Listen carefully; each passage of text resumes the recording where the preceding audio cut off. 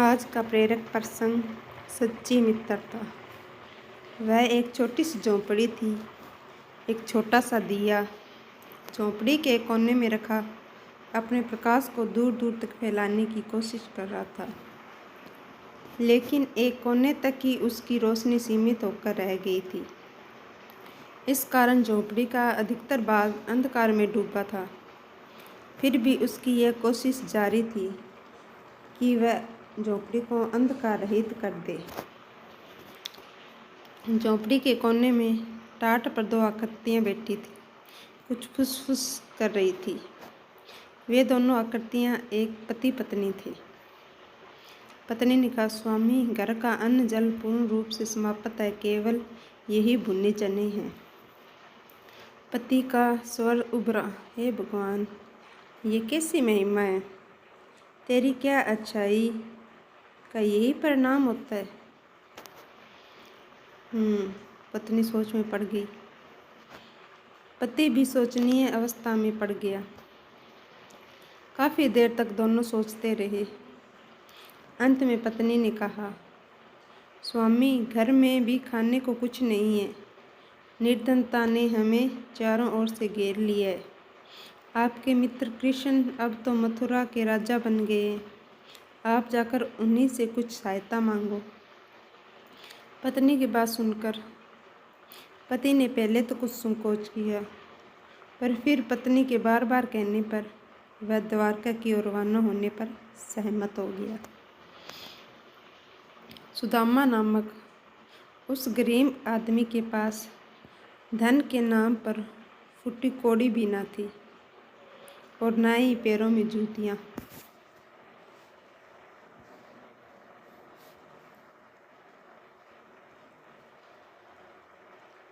द्वारपाल क्रुद्ध होकर सुदामा ने कहा, मात्र एक धोती थी और आधी शरीर पर और आधी गले में लिपटी थी। धूल और कांटों से भरे मार्ग को पार कर सुदामा द्वारका जा पहुंचा। जब वह कृष्ण के राजभवन के द्वार पर पहुंचा तो द्वारपाल ने उसे रोक लिया। सुदामा ने कहा, मुझे कृष्ण से मिलना है। द्वारपाल क्रुद्ध होकर बोला, दुष्ट महाराज, कृष्ण कहो। सुदामा ने कहा, कृष्ण मेरा मित्र है। यह सुनते ही द्वारपाल ने उसे सिर से पांव तक घुरा और अगले क्षण वह हंस पड़ा।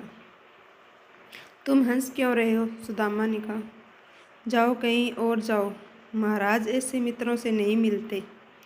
द्वारपाल ने कहा और उसकी ओर से ध्यान हटा दिया। किंतु सुदामा अपनी बात पर अड़े रहे।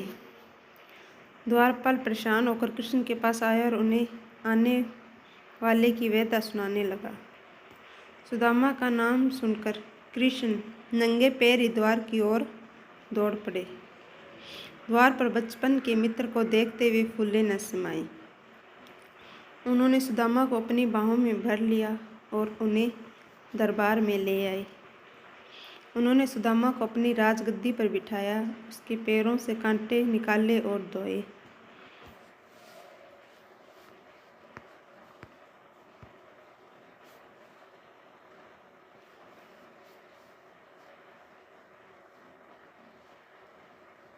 सुदामा मित्रता का यह रूप प्रथम बार देख रहे थे। खुशी के कारण उसकी आंखें रुकने का नाम नहीं ले रहे थे। और फिर कृष्ण ने उनके कपड़े बदलवाए। इसी बीच उसकी धोती में बंधे भुने चने की पोटली निकली कर गिर पड़ी। कृष्ण चने की पोटली खोलकर चने खाने लगे।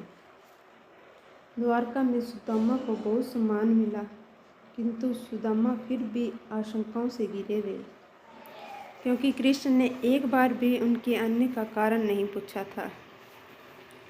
कई दिन तक वे वहाँ रहे और फिर चलते समय भी ना तो सुदामा उन्हें अपनी व्यथा सुना सके और ना ही कृष्ण ने कुछ पूछा। वह रास्ते भर मित्रता के दिखावे की बात सोचते रहे। सोचते हुए वे अपनी नगरी में प्रवेश कर गए। अंत तक भी उसका क्रोध शांत न हुआ। तो उस समय उन्हें हैरानी का तेज झटका लगा जब उन्हें अपनी झोंपड़ी के अपने स्थान पर न मिली। झोंपड़ी के स्थान पर एक भव्य इमारत बनी हुई थी। वह देखकर वे परेशान हो उठे। उनकी समझ में नहीं आया कि यह सब कैसे हो गया। उनकी पत्नी कहाँ चली गई। सोचते सोचते वे इस इमारत के सामने जा खड़े हुए। द्वारपाल ने उन्हें देखते ही सलाम ठोका और कहा, आइए मालिक। यह सुनते ही सुदामा का दिमाग चकरा गया। यह क्या कह रहा है, उन्हें सोचा।